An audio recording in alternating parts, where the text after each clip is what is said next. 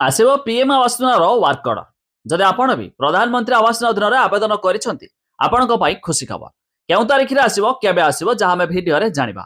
ଏବେ ପ୍ରଧାନମନ୍ତ୍ରୀ ଆବାସ ଯୋଜନାରେ ସମସ୍ତ ଆବେଦନ ଶେଷ ହୋଇଛି, ଆଉ ୱାର୍କ ଅର୍ଡର ଆଉ ସର୍ଭେ କାମ ମଧ୍ୟ ଶେଷ ହୋଇଛି।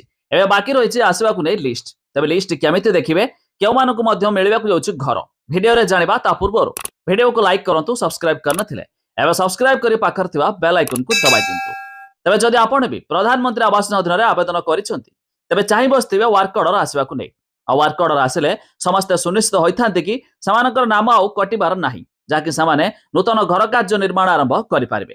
ତେବେ ଯଦି ଆପଣ ବି ଏଥିରେ ଆବେଦନ କରିଛନ୍ତି, ନିଶ୍ଚିତ ଚାହିଁ ବସିଥିବେ। ତେବେ ଯାହାକି ଆପଣ ଜାଣିଥିବେ ପ୍ରଧାନମନ୍ତ୍ରୀ ଆବାସ ଅଧୀନରେ 1,20,000 ଟଙ୍କା ମିଳିଥାଏ ଗ୍ରାମୀଣ କ୍ଷେତ୍ରରେ, ସହରାଞ୍ଚଳ କ୍ଷେତ୍ରରେ 1,40,000 ଟଙ୍କା ମିଳିଥାଏ।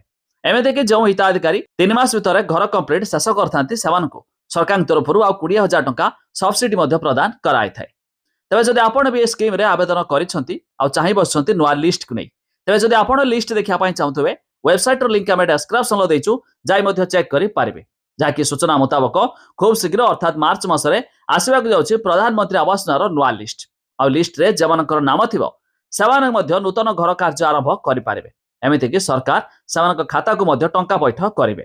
ଖାଲି ସେତିକି ନୁହେଁ, ଯେଉଁ ହିତାଧିକାରୀ ଅନ୍ତୋଦୟ ଗୃହ ଯୋଜନା ଅଧୀନରେ ଆବେଦନ କରିଥିବେ, ଯାହାକି ରାଜ୍ୟ ସରକାରଙ୍କ ତରଫରୁ ଶୁଭାରମ୍ଭ କରାଯାଇଥିବା ଅନ୍ତୋଦୟ ଗୃହ ଯୋଜନାରେ ଆବେଦନ କଲେ ମଧ୍ୟ ସେଥିରେ ବି ସେମିତି 1,20,000 ଟଙ୍କା ଦେଇଥାନ୍ତି ସରକାର ଘର ନିର୍ମାଣ କରିବା ପାଇଁ। ଆଉ ଏଥିରେ ବି 3 ମାସ ଭିତରେ ଘର କମ୍ପ୍ଲିଟ୍ କଲେ ସରକାର ଦେଇଥାନ୍ତି 20,000 ଟଙ୍କା ସବସିଡି। ତେବେ ଏହାଥର ମଧ୍ୟ ଲିଷ୍ଟ ବି ଆପଣ ଚାହିଁଲେ ଦେଖିପାରିବେ, ୱେବସାଇଟ୍ର ଲିଙ୍କ ଆମେ ଦେଇଛୁ ଡେସ୍କ୍ରିପ୍ସନରେ। ତା ଛଡ଼ା ଏଥିରେ ବି ମଧ୍ୟ ଖୁବ୍ ଶୀଘ୍ର ଅର୍ଥାତ୍ ମାର୍ଚ୍ଚ ମାସରେ ଆସିବାକୁ ଯାଉଛି ୱାର୍କ ଅର୍ଡର, ଯାହା ମଧ୍ୟ ଆପଣ ନୂଆ ଲିଷ୍ଟ ବି ଚେକ୍ କରିପାରିବେ। ଆଉ ନାମ ଥିଲେ ସେମାନେ ମଧ୍ୟ ନୂତନ ଘର କାର୍ଯ୍ୟ ଆରମ୍ଭ କରିପାରିବେ, ସରକାର ମଧ୍ୟ ସେମାନଙ୍କ ଖାତାରେ ଟଙ୍କା ଜମା କରିପାରିବେ।